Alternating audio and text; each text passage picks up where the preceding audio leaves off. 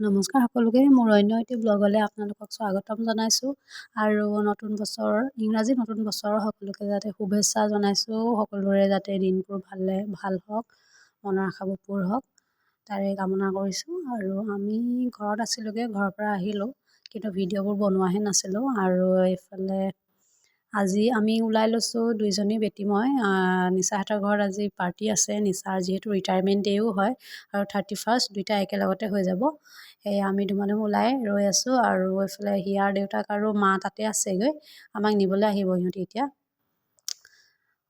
সেয়াই আৰু সেইদিনাখন ইমানেই কুঁৱলী পৰিছিলে ন, মানে ভয়ে খাই গৈছিলোঁ। আৰু এইফালে আমি গৈ পালোঁগৈ, হিয়া আৰু বহি আছে ধুনীয়াকৈ, আৰু আপা মা সকলো চব আমি এইফালে পাচলি কাটিব লাগি গ'লোঁ।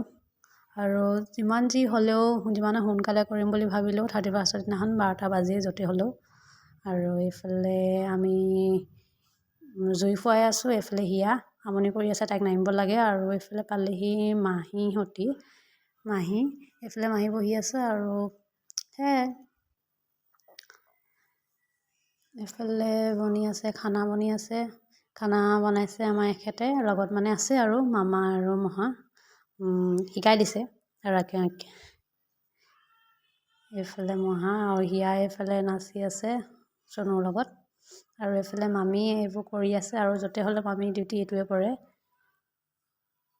আৰু খাই বৈ লাষ্টত আমি এনেকৈ জুই ফুৱাই আছোঁ। আৰু এখেত দেখিছে ন, চকু টিপিয়াই আছে কিন্তু নুশুৱে, টোপনি ধৰিছে। এইফালে চবেই ফূৰ্তি কৰি আছে যে তাইকো যাব লাগে মানে তাত। আৰু এইফালে সকলোৱে ফূৰ্তি কৰি আছে। আৰু বছৰটো যেন এনেকৈ সকলোৰে পাৰ হওক তাৰে কামনা কৰিছোঁ। এইফালে নিচা আজি